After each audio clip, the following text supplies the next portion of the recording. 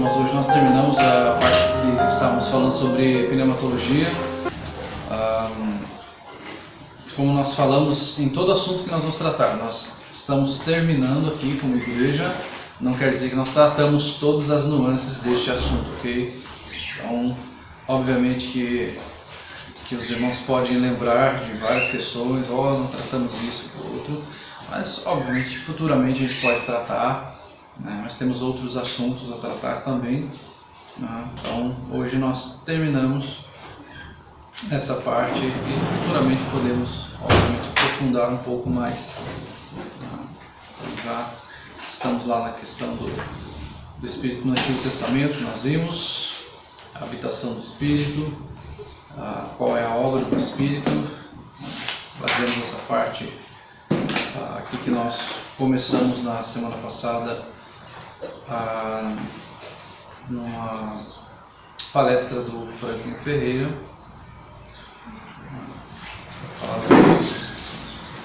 e hoje nós vamos então dar continuidade nesta parte e encerrarmos esta questão, ok? Então, nós vimos a questão da subordinação e hoje vamos continuar o assunto na questão do Espírito, então, como o Espírito agiu na vida de Jesus. Então nós já falamos que sobre a doutrina da Trindade, Pai, Filho e Espírito Santo, um Deus subsiste em três pessoas, e como o Espírito agiu na vida e no ministério de Jesus Cristo. Nós vemos o Espírito Santo agindo desde o nascimento de Jesus, nesta obra feita em Cristo da redenção. Vemos já desde o nascimento o plano de Deus sendo cumprido e o Espírito Santo presente nesta obra. Mateus capítulo 1, versículo 18 até o versículo 20.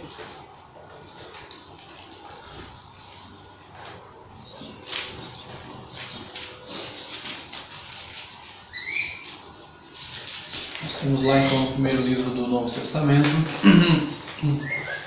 o relato do nascimento de Jesus Cristo, onde o texto lá do Evangelho segundo Mateus diz assim: Ora, o nascimento de Jesus Cristo foi assim: estando Maria, sua mãe, desposada com José, sem que tivessem antes coabitado, achou-se grávida pelo Espírito Santo. Mas José, seu esposo, sendo justo e não querendo infamar, resolveu deixá-la secretamente. Enquanto ponderava nestas coisas, eis que lhe apareceu em sonho um anjo do Senhor, dizendo: José, filho de Davi, não temas receber Maria, tua mulher, porque o que nela foi gerado é do Espírito Santo. Ou seja, a atuação do Espírito para a vinda de Jesus, né, foi uma vinda sobrenatural. Ou seja, quando Maria engravidou, ela não havia tido nenhum relacionamento com José. Ela era noiva, não era casada, ainda era prometida a José. E aqui então fala que ela, sem que tivessem antes coabitado, ou seja, sem que Maria tivesse relação nenhuma com José, de conotação sexual, ela estava grávida. E o texto aqui nos fala que ela achou-se grávida pelo Espírito Santo. Então, o que foi gerado nela foi do Espírito Santo. Não foi nenhum relacionamento que ela teve fora com outro homem. O texto aqui até nos relata que José era um homem justo e ele não queria infamá-la. Então, o que José pensou naquele momento? A minha noiva, minha prometida, está grávida, logo eu não tive relacionamento com ela. Então, ela teve um relacionamento com outro homem. E ele, não querendo deixar uma má fama para ela, resolveu deixá-la, no sentido que até ele assumiria este dano, dizer ele não queria causar má fama a ela, então ele quis deixá-la. Entretanto, o que acontece aqui é que ele recebe uma mensagem de Deus através do anjo que fala que foi gerado nela do Espírito Santo. Fala, olha, ela não teve relação com outro homem, ela não te traiu, ela não quebrou a aliança que ela tinha com você desde que vocês se conheceram e foram prometidos aqui, mas o que foi gerado nela é o prometido e ele foi gerado pelo Espírito Santo. Então não houve uma concepção que nós podemos chamar aqui de natural, naturalmente uma pessoa, ela nasce de um relacionamento de um homem com a mulher. Obviamente que existem hoje técnicas avançadas de fertilização, mas o que estamos falando que normalmente é de um relacionamento de um homem com uma mulher para que esta mulher engravide. E aqui então o Senhor, através do anjo, revela a ele: o que Maria está esperando não é de um outro homem, mas ela foi concebida pelo Espírito Santo. Então o Espírito já estava agindo ali para que Maria ficasse grávida sobrenaturalmente. Não era uma gravidez normal, não era alguém que viria de uma forma... Ele veio natural no sentido de que ele veio de uma mulher, né? Ela estava grávida, né? Então ele não veio do espaço, surgiu do nada, né? Mas esta gravidez aconteceu não de um relacionamento de um homem com uma mulher, né? E isto a Bíblia nos relata então a atuação do Espírito Santo ali para que isto acontecesse. Até porque naturalmente isto é impossível de acontecer. Apenas com a atuação de Deus, apenas com a atuação do Espírito Santo, isso foi possível que Jesus nascesse sem o relacionamento de um homem com uma mulher, porque ele era de uma geração, ele era o próprio Filho de Deus, né? Não é o filho de um homem, o resultado do relacionamento de um homem com uma mulher. Nós vemos também a atuação do Espírito quando Jesus é levado para o deserto e tirado de lá. Se vocês seguirem um pouquinho no texto aí, Mateus capítulo 4, versículo 1, o texto lá nos diz assim: a seguir, Jesus foi levado pelo Espírito ao deserto para ser tentado pelo diabo. Então aqui o Espírito Santo leva Jesus até o deserto para que ele passe por aquele momento de tentação que era uma provação. A gente sempre associa a questão do direcionamento de Deus com coisas que a gente fala: isso é uma bênção de Deus. Mas Deus também nos direciona para sermos capacitados para algumas coisas, para criarmos músculos espirituais. No caso aqui, Jesus ele vai lá para ser tentado por Satanás. Obviamente que Jesus não precisava de músculos espirituais, ele é o próprio Filho de Deus, mas o princípio aqui que nos fica é que o Senhor ele nos permite passar por situações e nos direciona a passarmos por situações aonde ele vai nos fortalecer. O fato de nós passarmos por tentações, por provações, não quer dizer: olha, eu estou sendo amaldiçoado, pode ser que eu tenha feito alguma coisa de errado. Não, de repente pode ser que Deus esteja querendo trabalhar na sua vida, queira te fortalecer, queira te dar um coração fiel para que você se torne um crente mais maduro. E aqui, então, Cristo é levado ao deserto, é tentado pelo próprio Satanás ali com vários tipos de tentações, aonde Jesus passa por todas elas, e aí vai surgir toda aquela questão que não faz parte do nosso assunto hoje, mas a tentação de Jesus ela foi válida ou não, porque Jesus ele poderia ser tentado, mas Jesus não poderia pecar, porque ele era o próprio Filho de Deus, ele não tinha pecado algum e tal. Então, o que nós podemos falar aqui a tentação de Jesus foi verdadeira, a tentação de Jesus foi real, mas nós também sabemos que em nenhum momento Jesus poderia pecar, porque ele, como o próprio Filho de Deus perfeito, não pecaria. Ele foi exposto à tentação e ali foi uma prova de que ele não poderia pecar, de que nele não havia pecado e não havia possibilidade de ele pecar. Então ele era o segundo Adão, era diferente do primeiro Adão. Adão teve esta possibilidade de pecar, Cristo não, mesmo com toda a tentação que ele teve ali. Lucas capítulo 4, versículo 14.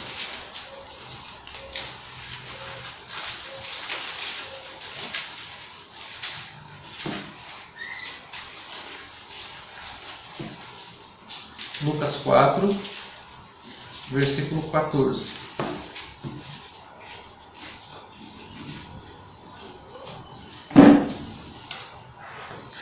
Depois da tentação ali de Jesus, o texto nos fala: então Jesus, no poder do Espírito, regressou para a Galileia, e a sua fama correu por toda a circunvizinhança. Então, depois do Espírito levá-lo ao deserto, o texto nos fala que no poder do Espírito ele regressa para a Galileia. Ele é levado para lá e ele é tirado de lá. Um outro princípio que o Senhor sempre está com o seu povo, o Senhor sempre está com aqueles que são dele. O Senhor nos direciona, o Senhor nos leva, o Senhor nos conduz. Então aqui Cristo no poder do Espírito regressou para a Galileia. Então nós vemos a atuação do Espírito na vida do próprio Cristo aqui, ele no poder do Espírito regressando para a Galileia para dar continuidade ao seu ministério. Em Atos capítulo 10, versículo 38, acerca do ministério de Jesus, o texto lá vai nos falar o seguinte: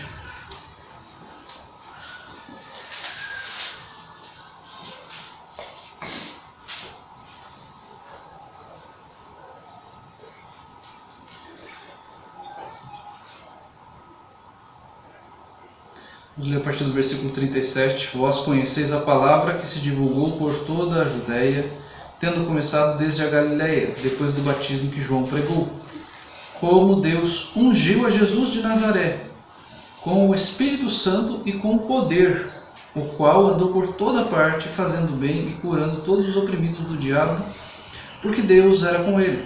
Aqui fala das três pessoas. Fala de Deus Pai, Filho e Espírito Santo. Fala que Deus ungiu a Jesus com o Espírito. Então fala Deus Pai, Filho e Espírito. Deus ungiu a Jesus com o Espírito, com poder, para que ele fosse pregando a palavra, livrando oprimidos do diabo. Então o ministério de Cristo foi direcionado pelo próprio Deus, que o ungiu através do Espírito Santo e com poder. Então aqui nós vemos claramente a atuação da Trindade acontecendo aqui, neste ministério de Jesus Cristo. Assim como nós vemos no batismo de Jesus, lá quando João batiza Jesus, e ali desce o Espírito Santo como uma pomba e vem a voz do céu lá do próprio Deus que fala: este é o meu Filho amado, em quem eu me comprazo. Em Romanos capítulo 8, versículo 11, nós vamos ver sobre a questão da ressurreição de Jesus. Romanos 8, versículo 11, a atuação do Espírito na ressurreição de Jesus.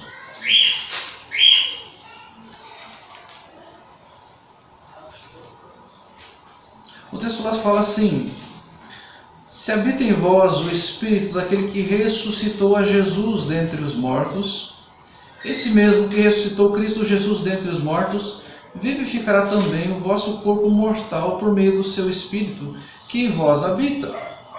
Ora, ele faz este paralelo aqui, o autor de Romanos, o apóstolo Paulo, fala: olha, o Espírito que habita em vocês é o mesmo Espírito que ressuscitou Jesus dentre os mortos. E este mesmo Espírito vivifica vocês. Ou seja, o Espírito que habita em nós não é qualquer coisa, não é algo banal, é o mesmo Espírito que ressuscitou Jesus dentre os mortos. Então nós não podemos tratar o Espírito como algo banal, como uma notinha de rodapé nas nossas vidas, como algo sem importância. Então, quando nós olhamos para a ressurreição de Jesus, primeiramente aqui nós vemos que o Espírito estava lá, que o Espírito ressuscitou a Jesus dentre os mortos, e que este mesmo Espírito que ressuscitou a Jesus vivifica o povo de Deus, dá nova vida ao povo de Deus. Este é o Espírito. É o Espírito Santo de Deus, Todo-Poderoso, que ressuscitou a Jesus dentre os mortos. Então, o Espírito atua desde o nascimento de Cristo, passa pelo ministério de Jesus e vai até a ressurreição de Jesus, onde Jesus então ressuscita pelo poder do Espírito e o próprio Cristo envia então o Espírito, quando ele vai para o Pai, ele envia o Espírito. Nós vemos isso em Atos capítulo 1, versículo 8, onde o próprio Cristo diz lá assim: mas recebereis poder ao descer sobre vós o Espírito Santo, e sereis minhas testemunhas, tanto em Jerusalém como em toda a Judéia e Samaria, e até os confins da terra. Ditas estas palavras, foi Jesus elevado às alturas à vista deles, e uma nuvem cobriu os seus olhos. Então, Jesus envia o Espírito, como nós já falamos, existe essa comunhão eterna entre Pai, Filho e Espírito Santo. O Espírito atua juntamente com o Pai e com o Filho, não há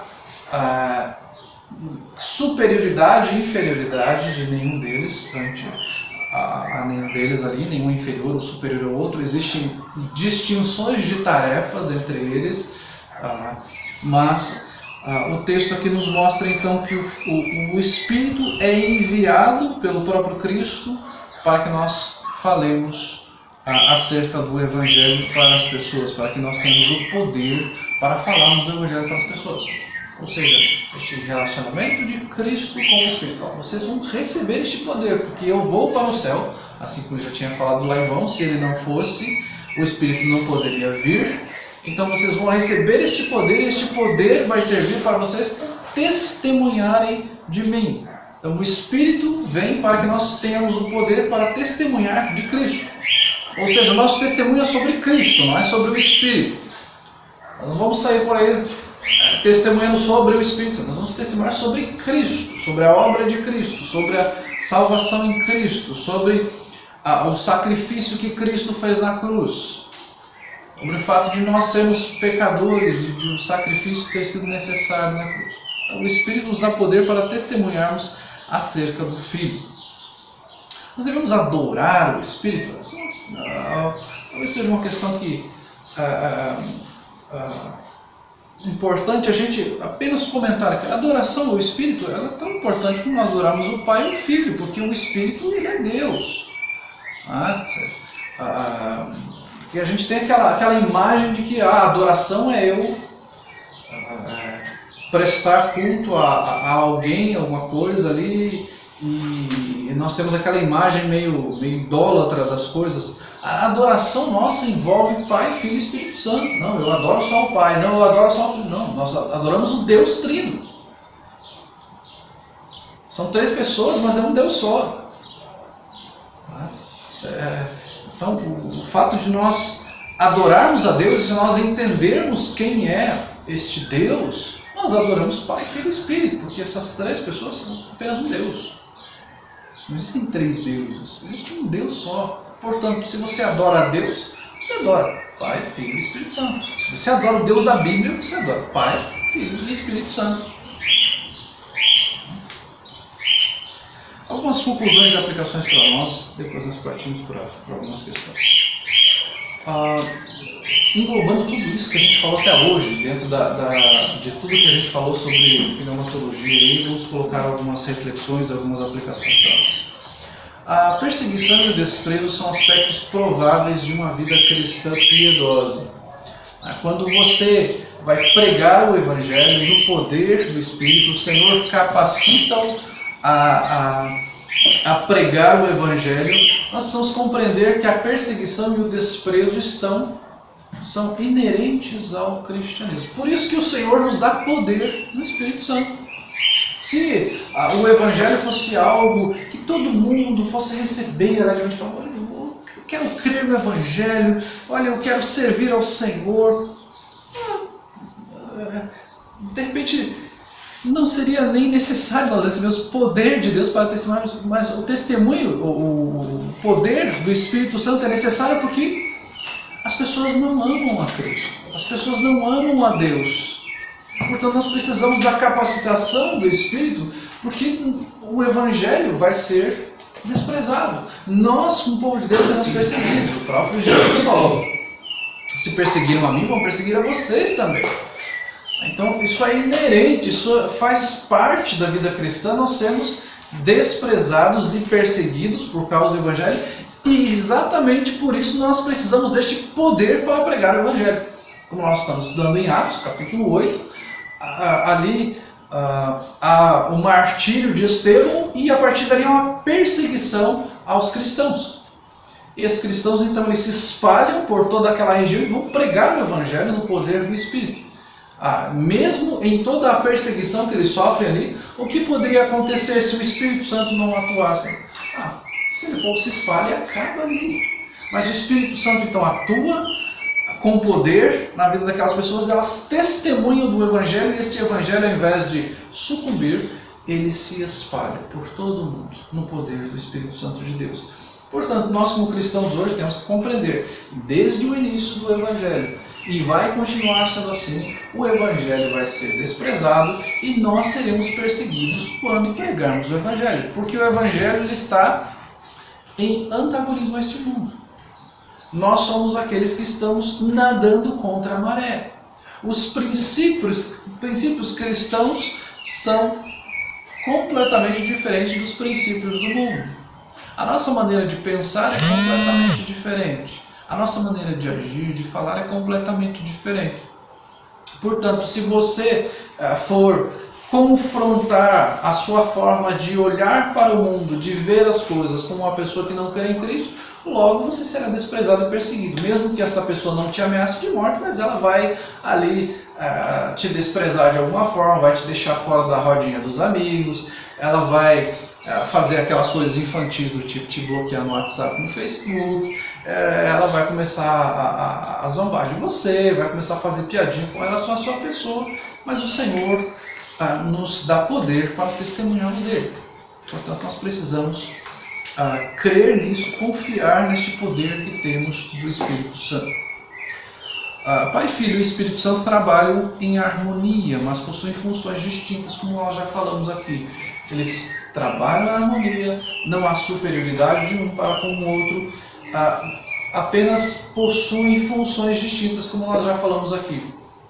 Não foi o Pai que se colocou como sacrifício pelos nossos pecados, mas foi o Filho. É o Espírito Santo que desceu no dia de Pentecostes, não foi o Pai. Então há funções diferentes com relação aos dons, ao sacrifício feito na cruz, a forma como nós vemos as funções deste Deus Trino. Então são diferentes funções, mas não há superioridade e inferioridade de nenhum deles. Ok? Nós dependemos do Espírito para uma correta compreensão da Palavra de Deus. A nossa compreensão acerca da Palavra não vem de nós olharmos e termos a nossa própria ideia sobre isso. A minha verdade. Existe apenas uma verdade. E toda verdade é verdade de Deus. Então nós dependemos do Espírito para a verdadeira compreensão e aplicação da Palavra de Deus.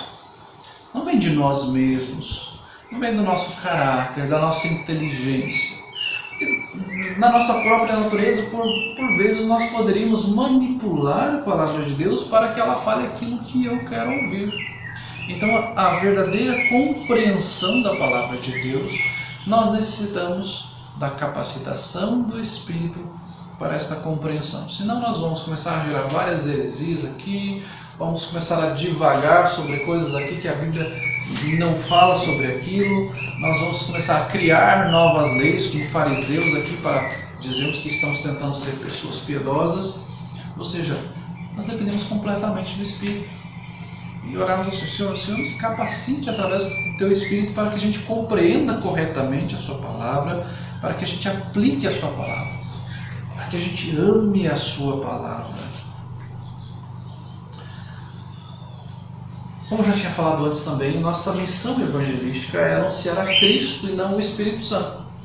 Nós vemos muitas vezes em igrejas as pessoas o culto ser falado apenas sobre o Espírito. Nós estamos falando sobre o Espírito porque o assunto específico é o Espírito. Nós estamos estudando sobre o Espírito. Mas você chega num culto e todo o culto, no que deveria ser uma exposição da Bíblia, você se fala apenas sobre o Espírito e não se fala da redenção em Cristo. Não se fala sobre Deus Pai, o Criador, juntamente com o Filho e com o Espírito. Se faz uma alusão apenas ao Espírito, porque esse dá poder, ele dá dons, ele faz isso, ele cura, ele isso, e ele aquilo outro, e se fala Espírito, Espírito, Espírito, Espírito, e não se fala do Redentor, do Salvador, daquele que enviou o Filho, do amor eterno do Pai. Então a nossa missão é pregarmos salvação, e para nós falarmos sobre salvação, nós precisamos falar de um Filho que foi enviado pelo Pai. E precisamos então ter a capacitação do Espírito para que ele atue na vida daquela pessoa, convença do pecado, da justiça, do juízo, e ela creia no Evangelho e sirva ao Senhor.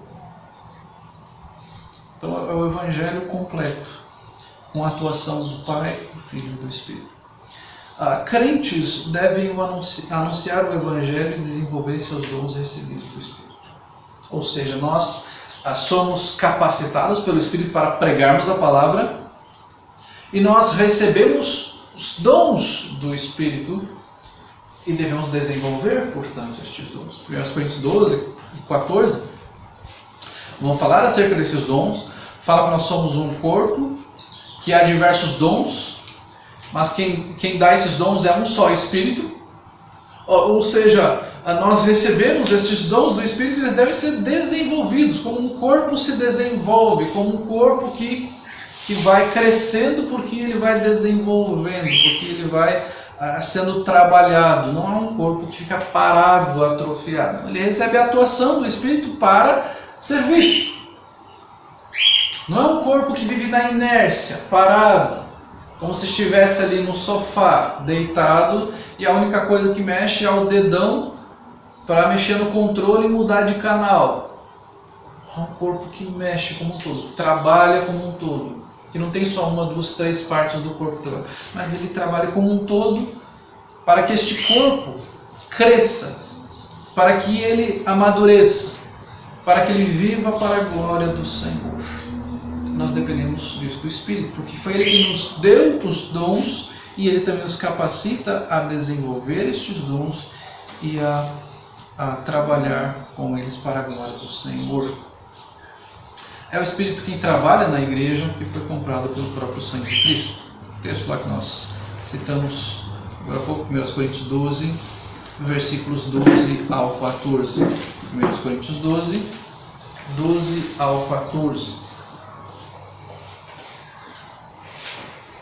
Porque assim como o corpo é um e tem muitos membros, e todos os membros sendo muitos constituem um só corpo, assim também com respeito a Cristo. Pois em um só Espírito todos nós fomos batizados em um corpo, quer judeus, quer gregos, quer escravos, quer livres. E a todos nós foi dado beber de um só Espírito. Porque também o corpo não é um só membro, mas muitos. Então ele está falando aqui, o corpo tem muitos membros, mas é um só Espírito. Em um só Espírito nós somos batizados no corpo. Somos um povo, muitos membros, um só Espírito atuando no povo de Deus para que ele cresça, desenvolva, amadureça, seja saudável. Quando esse corpo começa a parar, ele começa a adoecer, ele começa a atrofiar, ele começa a ter problemas. Ele começa a ficar preguiçoso, ele começa a ficar naquele comodismo, tá bom assim. Mas o Senhor nos fez capacitados pelo Espírito para desenvolvermos, para crescermos e trabalharmos para a obra do Senhor. E aí no texto de Atos capítulo 20, versículo 28, que nos diz assim. Aqui um recado para os líderes, para os ministros da palavra de Deus. Ele começa no 27 falando que ele jamais deixou de anunciar todo o desígnio de Deus.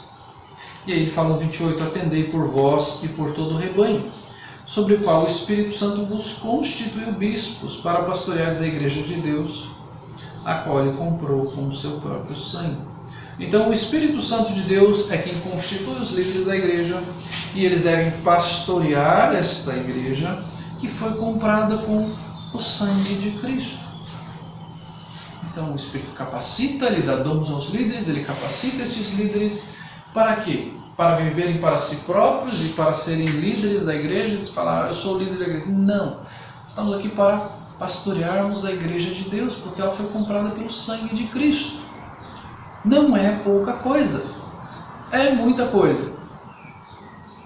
Portanto, nós vemos aqui toda esta atuação do Espírito na vida de Cristo, nesta economia da Trindade, no ministério de Jesus, na sua ressurreição, na capacitação da igreja, no conceder dons ao povo de Deus, para que este povo cresça, amadureça e anuncie a palavra de Deus. A partir da semana que vem nós vamos falar um pouco sobre os dons do Espírito. Nós saímos desta questão da pneumatologia aqui e vamos falar especificamente sobre a questão dos dons, ok? Mas aí nós continuamos na semana que vem, se Deus assim nos permitir.